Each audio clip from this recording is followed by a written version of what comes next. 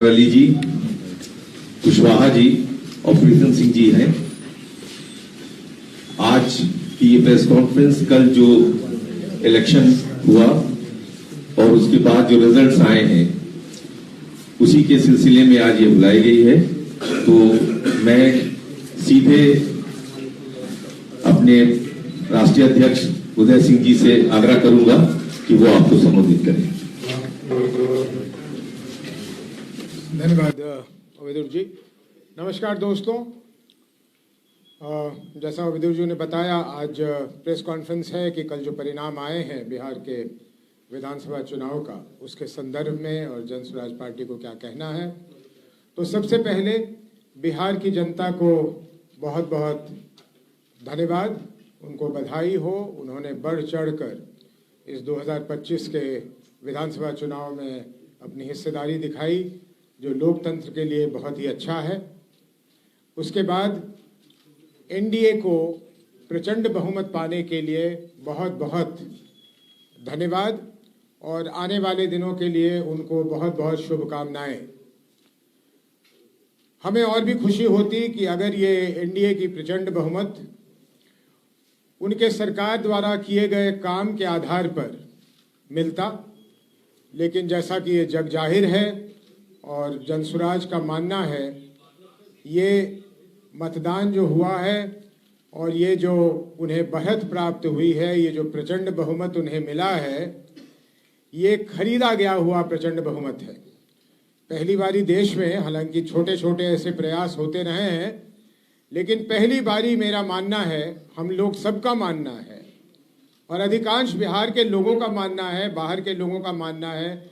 आप तमाम अखबार के अगर एडिटोरियल्स पढ़िए तो आपको पता लगेगा कि 21 जून के बाद इस सरकार ने चुनाव के होते होते तक करीब करीब 40,000 करोड़ रुपए, जरा ये आंकड़ा याद रखिएगा और एनडीए वालों से पूछिएगा, 40,000 करोड़ रुपए खर्च करके ये बहुमत प्राप्त किया है और जनता के पैसे से जनता की वोट खरीदी गई और बिहार के भविष्य को बेचा गया।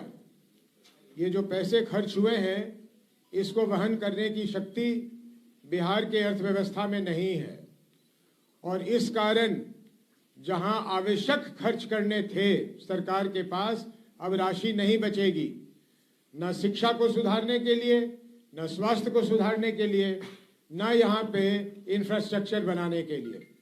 पलायन वलायन रोकने की बात तो खैर ये ऐसे ही कर रहे थे जन स्वराज के कारण, लेकिन बिहार के अर्थव्यवस्था की जो इन्होंने स्थिति कर दी है यहाँ तक, और इसका मेरे पास अभी क्योंकि कागज़ नहीं आया है, मैं इस पर बहुत नहीं बोलूँगा, लेकिन मैंने सुना है कि विश्व बैंक से जो इन्हें किसी प्रोजेक्ट के लिए कर्ज मिला था, उसके भी 14,000 करोड़ रुपए उन लोगों ने ये कैश ट्रांसफर पे लगाया है। तो इस हालत में बिहार की जनता, जो सब लोग जानते हैं, मजबूरी में रहती है, गरीबी में रहती है, उसके लिए इतना बड़ा जो पैसा मिला तो उसको लगा कि ये वरदान है और इस कारण से मेरे समझ से, जन स्वराज की समझ से और सोचने वाले लोगों के समझ से प्रचंड बहुमत का यही कारण है। अब हम लोगों का मांग है एनडीए से कि उनके जो भी मुख्यमंत्री बने, वो उनके कार्य क्षेत्र की बात है, मुझे उसमें कुछ नहीं कहना, लेकिन हम ये आशा करते हैं, ये हमारी मांग है कि एक साफ सुथरी सरकार बने जिसमें भ्रष्ट और दागी मंत्री की जगह न मिले। जो पिछला कैबिनेट था या अभी भी चल रहा है, शायद वो उन्होंने इस्तीफा नहीं दिया है, उसमें जिस तरह के लोग थे उस तरह के दागी लोग ना हो और बिहार की चिंता करके, जो आदरणीय प्रधानमंत्री जी और नीतीश जी ने कई बार दोहराया, उन्होंने करीब करीब वही बातें दोहराई जिसको शुरू जन स्वराज ने किया, जिसपे जन स्वराज अडिग है। ये शायद प्रधानमंत्री जी ने कहीं पलायन की भी बात की कि पलायन के लिए वो कुछ करेंगे, कुछ फैक्ट्रियाँ लगाने की बात की है। इन सारी चीज़ों को उन्हें तत्परता से करनी चाहिए। जन स्वराज की पूरी निगाह उन चीज़ों पे लगी रहेगी। जहां तक जन स्वराज का सवाल है, जिस संकल्प के साथ, जिस दृढ़ता के साथ हम शुरू हुए थे 1 साल 1 महीने पहले एक पार्टी के रूप में, वो दृढ़ता, वो संकल्प बिहार के लोगों को उसी तरह दिखेगा, बिना किसी परिवर्तन के। और हम जिस तरह से सरकार की नाकामियों को और सरकार के भ्रष्टाचारों को उजागर करते रहे हैं, भ्रष्टाचारियों को, वो हमारा सिलसिला वैसे ही चलता रहेगा, अनवरत चलता रहेगा। यूपीए को या महागठबंधन को बहुत ज्यादा सफलता नहीं मिली है। पहले भी जब उनके पास इससे अधिक संख्या में लोग थे तो एक विपक्ष की भूमिका वो नहीं निभा रहे थे। इसलिए जन स्वराज का ये मानना है कि हमें हालांकि विधानसभा में बैठने की जगह नहीं मिली, लेकिन फिर भी बिहार में एक स्ट्रांग विपक्ष के रूप में आप जन स्वराज को ही पाएंगे। सरकार के हर कदम को बड़े बारीकी से हम लोग देखेंगे, उसका विश्लेषण करेंगे, बिहार के लिए, बिहार की जनता के लिए उसके क्या लाभ हैं या क्या नुकसान है, उसको हम उजागर करते रहेंगे और आप लोगों से मुखातिब होते रहेंगे। इतना ही कहना था। अंत में ये कह दूं कि एक दुखद समाचार है कि हमारे तरारी से जो प्रत्याशी थे चंद्रशेखर जी, चुनाव के कुछ दिनों पहले उनकी तबीयत बिगड़ गई और कल उनका निधन हो गया। हम सब की तरफ से उनको श्रद्धांजलि है, उनके परिवार के साथ हम खड़े हैं। तो यही कहने के साथ बात खत्म करता हूं मैं अपनी। मुझसे कोई प्रश्न हो तो पूछ लीजिए। उसके बाद मुझे क्योंकि जाना है तो हमारे प्रदेश अध्यक्ष जी रहेंगे आपके बाकी प्रश्नों का उत्तर देने के लिए। प्रशांत किशोर राजनीति छोड़ रहे हैं, उन्होंने कहा था कि राजनीति छोड़ देंगे अगर जदयू को 25 सीट नहीं आ जाएगी तो। आप लोग समझदार लोग हैं, ये हमारा मानना है। आप वो तिथि याद कीजिए जब प्रशांत जी ने कहा था कि 25 सीटें नहीं आएंगी तो छोड़ देंगे। उसके बाद जिस तिजोरी खोलने की, जिन पैसों के बरसात की मैं बात कर रहा हूं, जिससे ये पूरा चुनाव प्रभावित हो गया, तो जब पूरा चुनाव प्रभावित होगा तो वो 25 सीटें बढ़ेंगी, ये बहुत आसानी से लोग समझ सकते हैं। इसलिए उनको, जब प्रशांत जी आपके सामने आएंगे, ये प्रश्न आप उनसे पूछ सकते हैं, मैं उनका स्पोक्स पर्सन नहीं हूं, आप उनसे पूछ लीजिएगा। लेकिन मेरी समझदारी ये कहती है कि जिस समय में जेडीयू की और एनडीए की वो हालत थी, उस समय में प्रशांत जी ने 25 सीटों की बात की थी और मैं अभी भी मानता हूं कि उस समय उन्होंने वो ठीक बात की थी। लेकिन उसके बाद के जो घटनाक्रम हुए हैं, उसके बाद जो चीजें हुई हैं, उसके बाद जो वोट खरीदने की बात हुई है, तो 25 सीटों पे वो नहीं रुका। लेकिन फिर भी इसका उत्तर अगर और आपको विस्तार से चाहिए तो प्रशांत जी से पूछिएगा।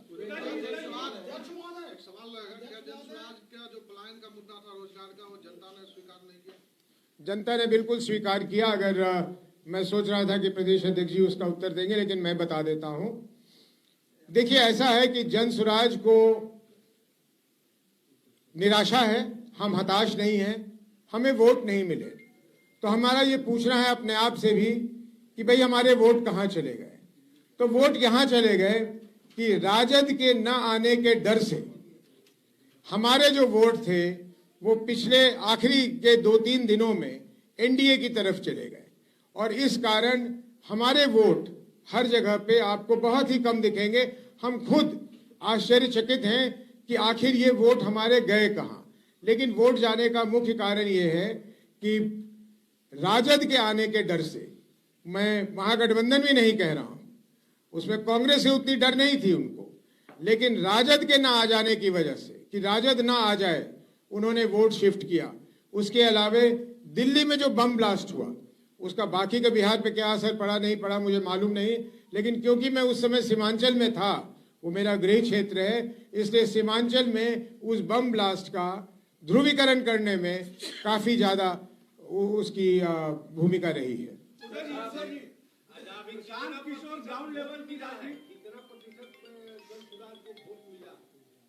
हमें इलेक्शन कमीशन के अनुसार हमें 4% से कम वोट मिला है और ये आश्चर्यजनक है, क्योंकि हम किसी भी तरह से गिन रहे थे तो हमें 15% से अधिक वोट मिलना चाहिए था, लेकिन वो वोट नहीं मिला।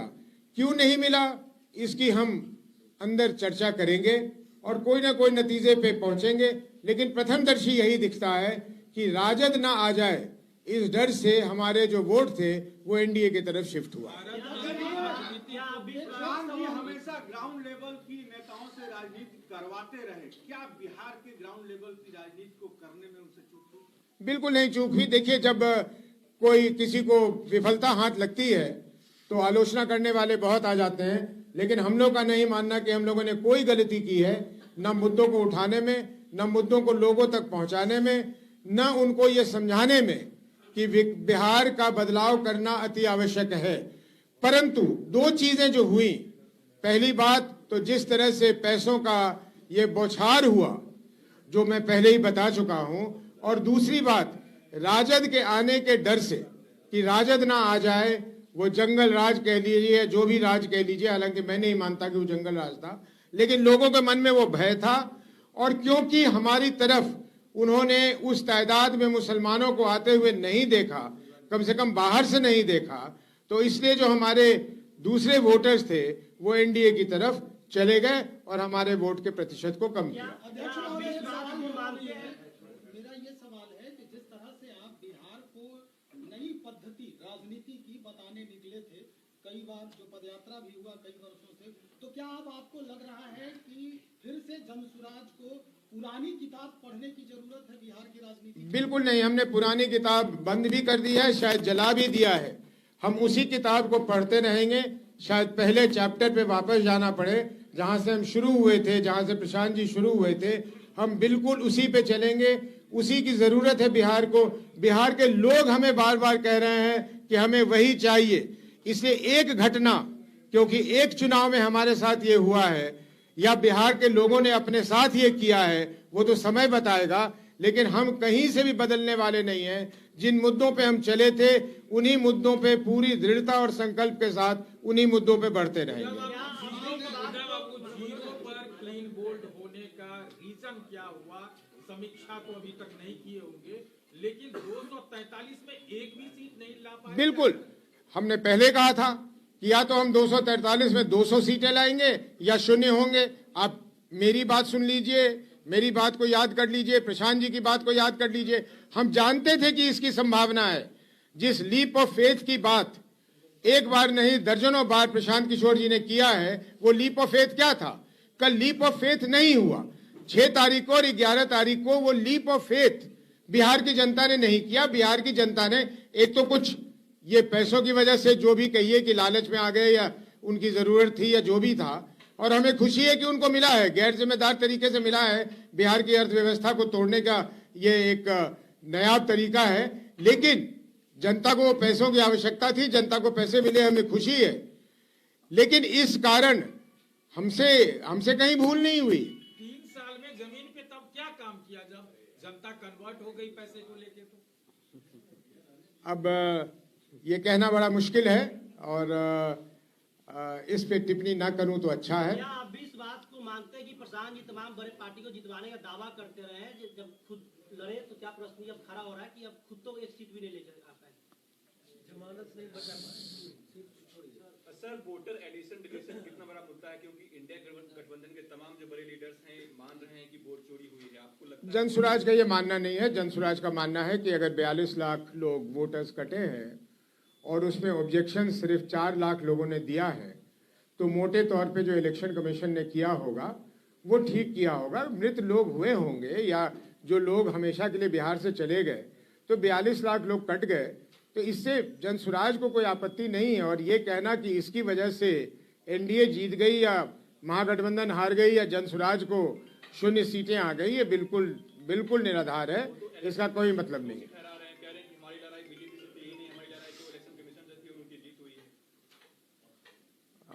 अब ये उनका कहना है, ये वो कहें, लेकिन मेरा मानना है कि वो भी शायद इस चीज को नजरअंदाज कर रहे हैं कि बिहार की जनता को चुनाव के बीच में ये पहली बार ही हुआ है और आप लोग इस पर रिपोर्ट नहीं कर रहे हैं कि आचार संहिता लगने के बाद तक पैसे जाते रहे, चुनाव के पूर्व संध्या तक पैसे जाते रहे लोगों के अकाउंट में।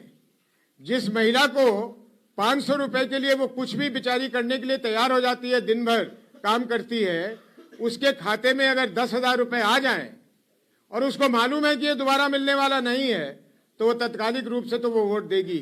तो मेरे ख्याल से महागठबंधन वालों को भी इस तरफ ध्यान देना चाहिए। जनसुराज की ये राजनीतिक यात्रा क्या जारी रहेगी? अध्यक्ष जी, आप उसको मुद्दा आप नहीं बनाकर मानते हैं?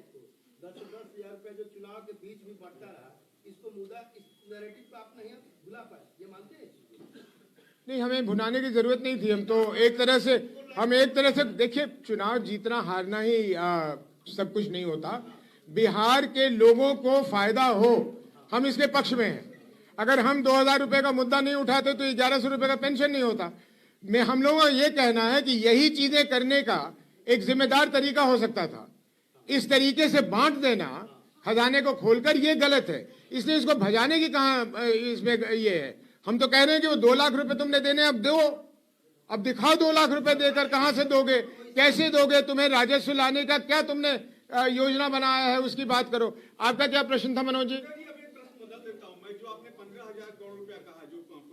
40,000 करोड़ रुपए, 14,000 करोड़ रुपए विश्व बैंक के। अब आप लोग कैसे घेरेंगे जनसुराज एक राजनीतिक पार्टी होने के नाते, क्योंकि 70,000 करोड़ रुपए का भी जरा कुछ समय दे दीजिए, नया मंत्रिमंडल बन जाने दीजिए, ये क्या नीति लाते हैं, इनकी क्या पॉलिसी होती है, इन्हें बता देने दीजिए। हम सरकार में नहीं है ना, सरकार को अपने कदम उठा लेने दीजिए, फिर तो हम उन पे कुछ बोलेंगे।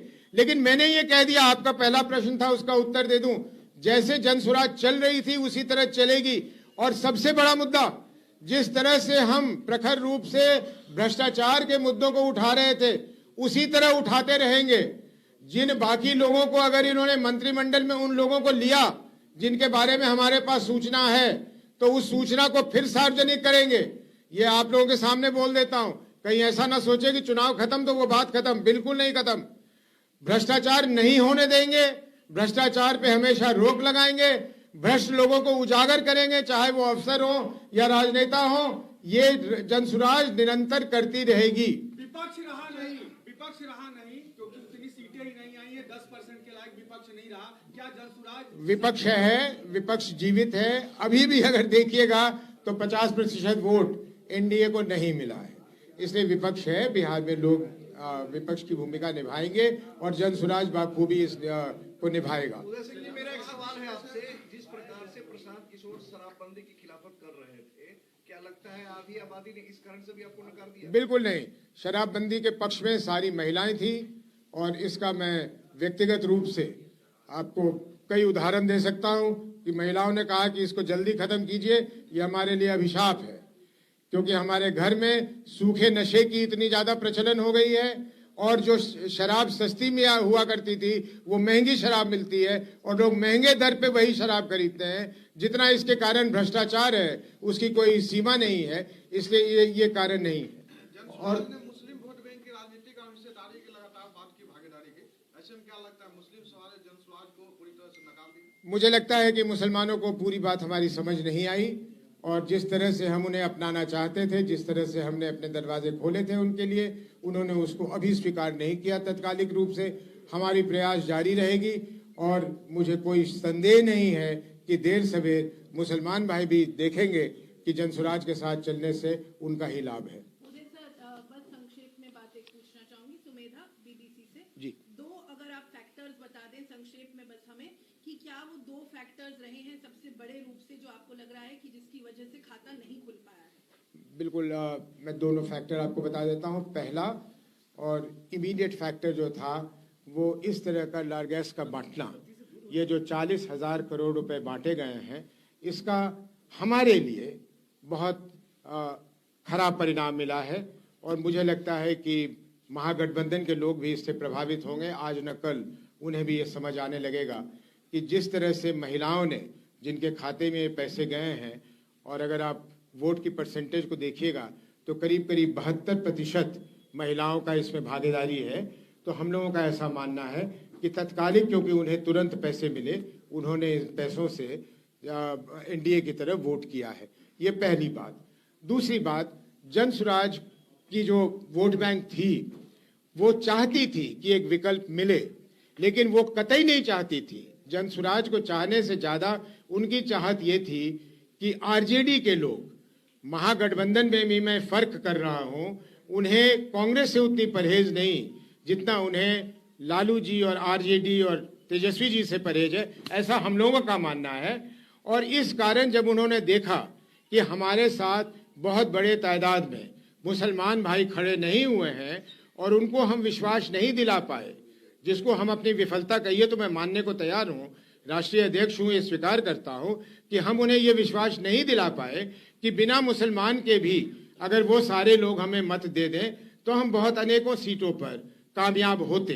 तो क्योंकि वो नहीं कर पाए, इसलिए उन लोगों ने कैलकुलेट करके ये कहा कि भाई जनसुराज को वोट देने से हम आरजेडी के आने के चांस को बढ़ा रहे हैं और इसलिए हम इस बार सेफ्टी के लिए एनडीए को वोट दे देते हैं। ये मुख्य दो कारण हम लोगों को प्रथमदर्शी रूप से समझ आया है।